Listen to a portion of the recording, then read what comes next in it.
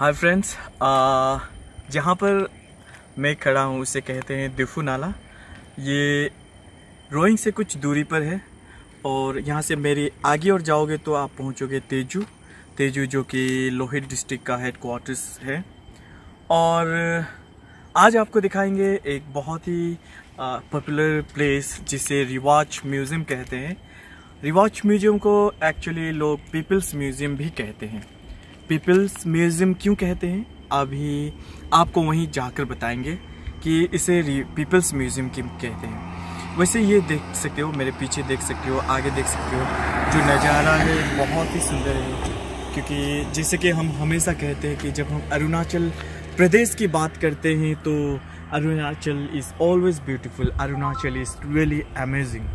तो फ्रेंड्स, आपको दिखाएंगे रिवाच म्यूज़ियम यानी पीपल्स म्यूज़ियम। तो चलिए मेरे साथ और हम जाएंगे आगे की ओर। हम जहाँ खड़े हैं, जैसे कि मैंने पहले भी बताया था, उसे दिफू नाला कहते हैं। ये एक बहुत ही पॉपुलर प्लेस है। पहले यहाँ पर ब्रिज नहीं थी तो वो नीचे से होकर जाते थे। वहाँ पे एक छोटी सी रिवर है, वहाँ पर लोगों को पैसा देना होता था, जो एक छोटा सा एक रास्ता बनाया गया था। तो दैट्स इट।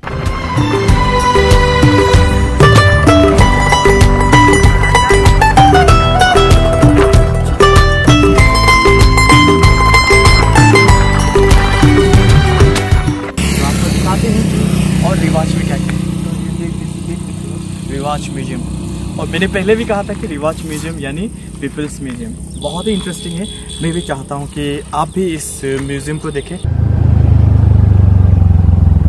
5 right? 7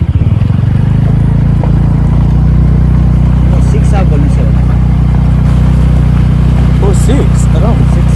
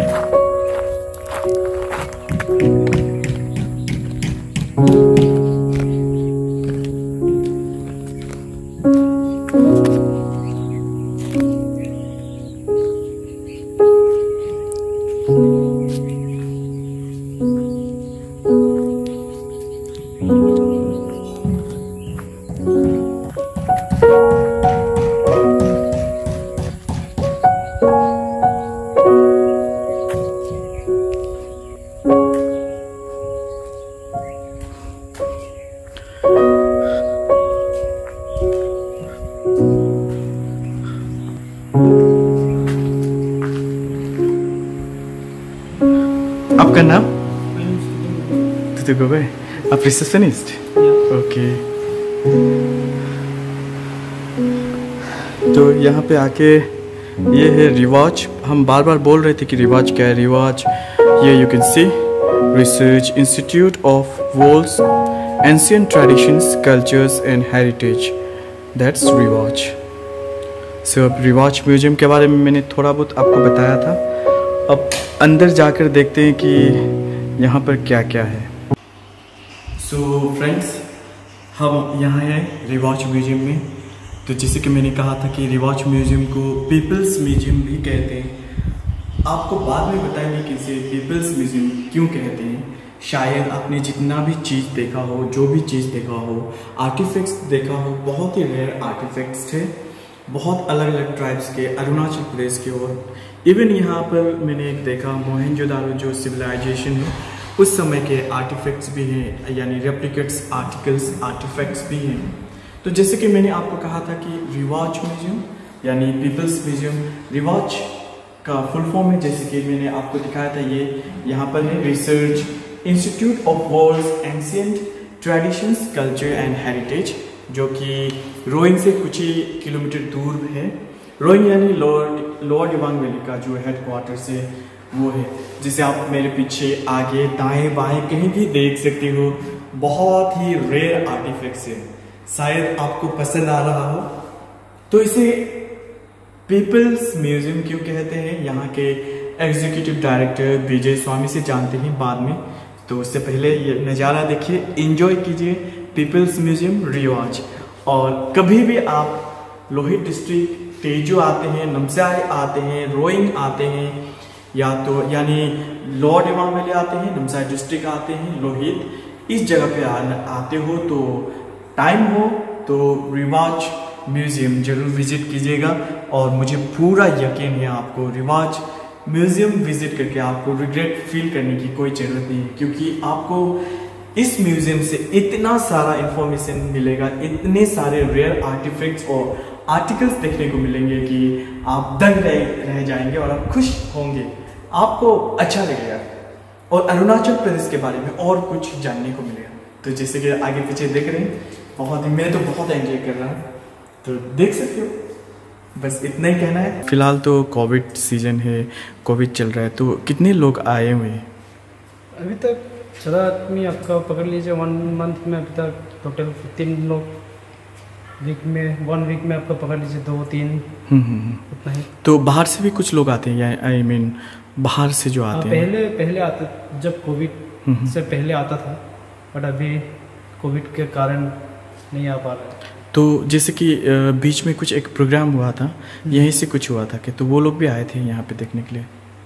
हाँ, वो लोग भी यहाँ पर विजिट किया था। तो आप तो देखती हो, सबको दिखाते हो, उन लोग आपको क्या बोलते हैं, या जो वो लोग बात करता है जो बाहर से जो देखने आते हैं, क्या सुनते हैं वो लोग, क्या बात करते हुए सुनते हैं इस म्यूज़ियम के बारे में? ये म्यूज़ियम के बारे में वो लोग वही बोलते हैं कि मतलब बहुत सुंदर म्यूज़ियम है, वही इतना ही। जी जी। तो ये म्यूज़ियम में काम करके कैसा लग रहा है? अच्छा लग रहा है। थोड़ा बहुत बाहर से मतलब यहाँ म्यूज़ियम में आके कुछ अपना खुद का कल्चर का बारे में सीखने मिल रहा है। जी जी। वो सब में देख, पहले का सामान लोग क्या यूज़ करता था, हम लोग का पूर्वज लोग, वो सब देखने मिल रहा है। और प्लस उनका बारे में और डिटेल्स, जी जी, थोड़ा मतलब और डिटेल्सली मतलब वो जानकारी ले पा रही है इस म्यूज़ियम में आके। तो एक बार आइए, विज़िट करिए हवाली में म्यूज़ियम, रिवाज म्यूज़ियम में, आपको अच्छा लगेगा। यहाँ का म्यूज़ियम का बारे में और जानकारी लेके आपको। जी जी। तो एंट्री सिस्टम कुछ है? कुछ लोग एंट्री सिस्टम आपका पर पर्सन 20 रुपीज़ है, और जो बाहर से फॉरेनर्स लोग आते हैं उनका आपका 50 रुपीज़ चार्जेस लिया जाता है। जी जी। और उतना ही है। और इसको खुलना बंद होना ऐसा कुछ डे से? हाँ, ये आपका मंडे को क्लोज रहता है और बाकी दिन आपका चलता है। जी, थैंक यू टूटू, वेलकम। तो ये था टूटू, ये है टूटू जो इसके देख रेख में रहता है, तो उन्होंने भी और भी इन्फॉर्मेशन दिया।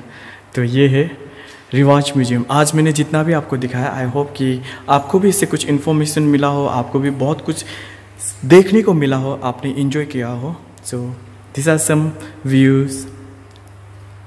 तो फ्रेंड्स, जैसे कि कहा था, तो ये सब है मेरे पीछे जो भी दिख रही है आपको, शायद आप इंजॉय कर रहे होंगे। साथ ही साथ ये जो आर्टिफैक्ट्स हैं, देखें किस तरह के आर्टिफैक्ट्स हैं जो दूसरे म्यूज़ियम्स में देखने को नहीं मिलते।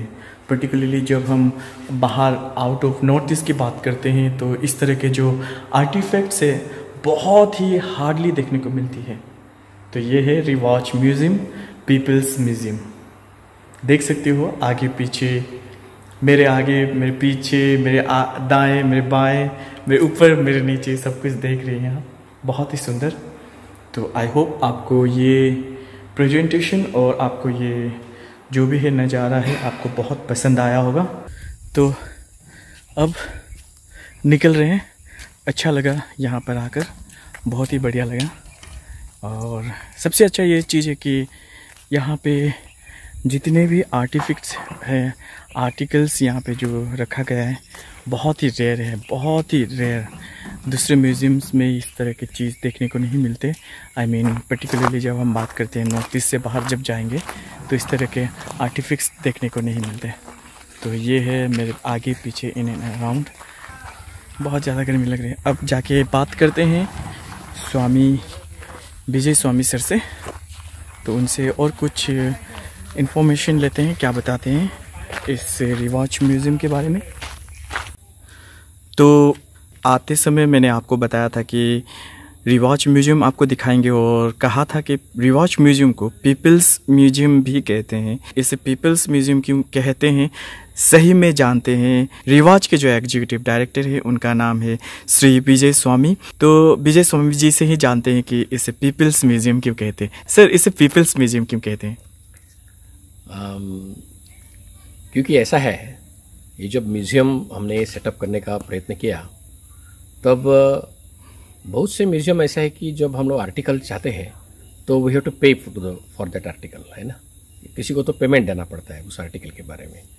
लेकिन हमने ऐसा किया है कि बिकॉज हम लोग लास्ट मोस्टली 3.5 decades 35 ईयर्स से हम लोग यहाँ में हैं, तो हमने सोचा कि हम क्यों ना हम लोगों को मांग देंगे। हम सारे घर में गए और मुझे जो आर्टिकल चाहिए था मैंने लोगों को बोल दिया कि ये आर्टिकल हमको म्यूज़ियम के लिए चाहिए, ये आपका नेक्स्ट जनरेशन के लिए काम आएगा। क्योंकि आर्टिकल गायब हो जाएंगे तो बाद में हम ईदू है, निशी है, मिशमी है, ये कैसा बता देंगे लोगों को। तो ये तो हमारी लिंक है। ये लिंक को बढ़ावा देने के लिए हमने ऐसा किया कि इसको लोगों को अपील कर दिया और लोगों ने आर्टिकल्स दे दिए और हर एक आर्टिकल को उनका नाम दिया गया, वो कौन से गांव के वो लिखा गया। और ऐसे तरह से ये म्यूज़ियम में आप जितने भी आर्टिकल्स देख रहे हैं उसमें एक स्लिप है और हर एक आर्टिकल के नीचे में उनका नाम, गांव और कौन दिया उनका नाम है। तो इस तरह से जब लोग आते हैं तो बहुत खुश होता है जी। और जो आर्टिकल जितने हैं वो सभी लोगों के, इसलिए हम लोग बोलते हैं पीपल्स म्यूजियम। जी, बिकॉज ये लोगों के म्यूजियम है। जी। इसका रिवॉच म्यूजियम का इम्पोर्टेंस आने वाले दिनों में और कितना होगा? अभी ऐसा है कि because of this modernisation, because of this the living lifestyle इस लोगों का चेंज हो रहा है। वो चेंजिंग लाइफस्टाइल की वजह से धीरे धीरे पूजा पद्धति है, लोकल लैंग्वेजेस है, ड्रेस है, ऑर्नामेंट्स है, रहन सहन की पद्धति है, ये सब बदलाव हो रहा है। और बदलाव होने की वजह से ऐसा हो रहा है कि it has become like a cosmopolitan, like a Mumbai, Bombay, Pune, जैसे दिल्ली जैसा बन गया है। तो अभी हम चाहते हैं कि इसको ओरिजिनलिटी खो रही है, चाहे वो एग्रीकल्चर सिस्टम हो, चाहे वो घर के रहन सहन हो, घर का जो सामान रखने का पद्धत हो या जीवन मूल्य हो, वो सभी बदली हो रहे हैं। तो हम चाहते हैं कि इसका एक म्यूजियम, इसका एक ऐसा एक शोकेस तैयार हो जाए कि लोगों को हमारे बाप दादा पूर्वज लोग और हम किस तरह से जन्म हो के आए और हमारे समाज में कैसे बंधन है, समाज किस लिए बांध के रखा है, इसको देखना चाहते हैं। तो you should have a showcase. जी। And the showcase is a museum जी। एंड ये नेक्स्ट जनरेशन के लिए काम आता है जी। इसलिए पुराने आर्टिकल्स है, पुराने सामान है, मालाएं है, वेपन्स है, वेपनरी है, लिविंग स्टाइल है, ऑर्नामेंट्स है, किताब है, ग्रंथ है, ये जो दिखाता है कि हमारे अनेक सालों से हम लोग कैसे जीवन बिताते आए हैं और इस जीवन की वजह से हमको जो आइडेंटिटी मिली है वो आइडेंटिटी बहुत इम्पोर्टेंट है। तो सर, जैसे कि आपने कहा कि आइडेंटिटी हुआ, कल्चर हुआ, ट्रेडिशन हुआ, जो भी एज ओल्ड ट्रेडिशन कल्चर, उनके बारे में आने वाले जनरेशन सिर्फ यहाँ के लोग ही नहीं बाहर के लोग भी जानेंगे। तो इससे, इस रिवाज म्यूजियम से टूरिज्म को कितना बढ़ावा मिलेगा या कितना बढ़ावा मिल रहा है और आने वाले दिनों में टूरिज्म कितना बूस्ट होगा? अगर केवल यही म्यूजियम की बात करेंगे आप तो ये रोइंग से कम 10 किलोमीटर दूर है। तो भी 2017 में हमने चालू किया, अभी 3 साल हो गए और पहले साल में ही more than 10,000 people have visited this museum. ज़्यादातर लोग आसाम यानी अरुणाचल के तो बहुत हाई है और हर एक ट्राइब के लोग आते हैं तो बोलते हैं कि अरे हमारा सामान कहाँ में है। सो दैट इज अंदर artificial. So now we are growing this museum.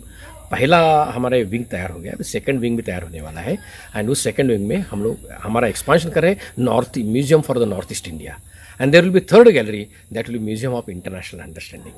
तो इस तरह से एक बड़े पैमाने पर म्यूजियम का हो रहा है एंड इसकी वजह से टूरिज्म को काफ़ी बढ़ावा मिला है because museums are going to play an important role. It is not a store house, it is an educational centre, it is a transforming the knowledge actually. तो इसलिए and world is looking for the tradition. Sir, जानना चाहेंगे कि as a whole रिवाज के बारे में जानना चाहेंगे। रिवाज this is the first institute in the world actually.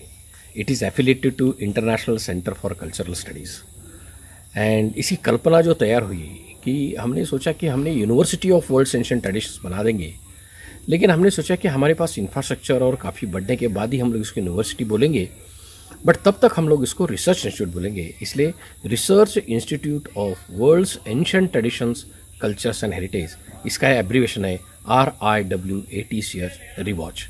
Basically focus on ancient traditions, cultures and heritage को प्रिजर्वेशन करना एंड प्रमोट करना एंड ट्रेडिशनल नॉलेज जो है लोगों का ये तो नो विजडम है, एंशिएंट विजडम।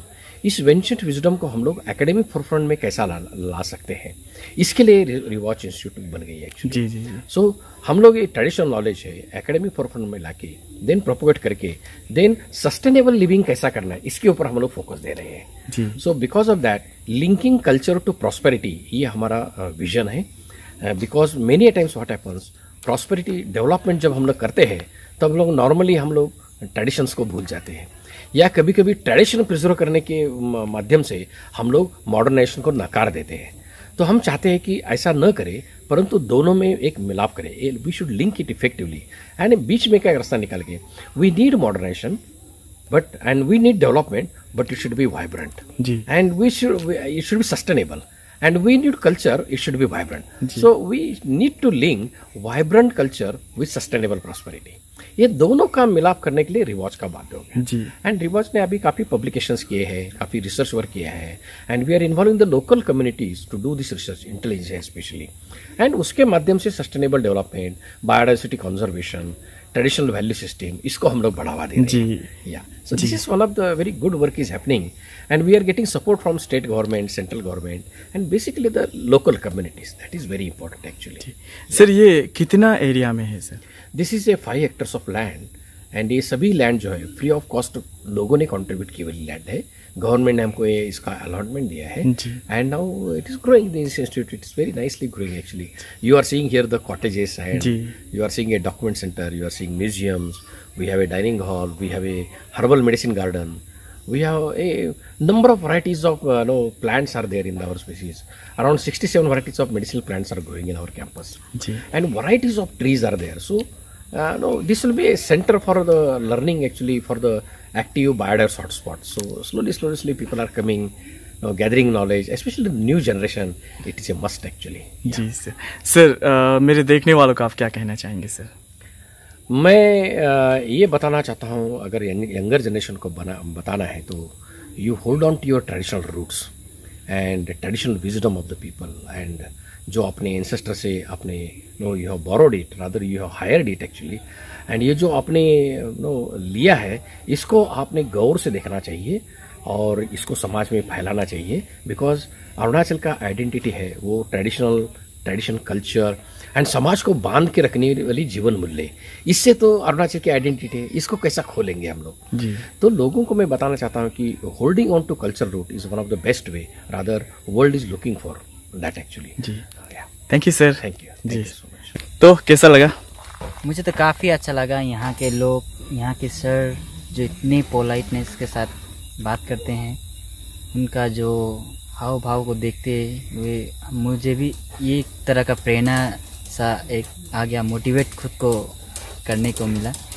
तो बहुत मज़ा लगा। और यहाँ के जो म्यूज़ियम के जो वस्तु हैं उसको देख के जो आनंद आया ना, क्या बोले, वो शब्दों में आपको बयान नहीं कर सकता। उसके लिए आपको यहाँ आना ही पड़ेगा और यहाँ आकर इस चीज़ों का आप आनंद ले सकते हैं।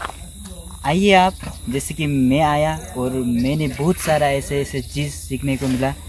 आप भी आइए, आपको भी उसी तरह का एक नया चीज़ सीखने को मिलेगा। तो मोस्ट वेलकम, आइए और एंजॉय करें और एक मेमोरीज बना के जाइए। तो फ्रेंड्स, आज के लिए बस इतना ही। आई होप आपको ये ब्लॉग पसंद आया। I'll be back with another interesting vlog. Till then, enjoy, have fun, be safe and make memories. Make memories means always make good memories.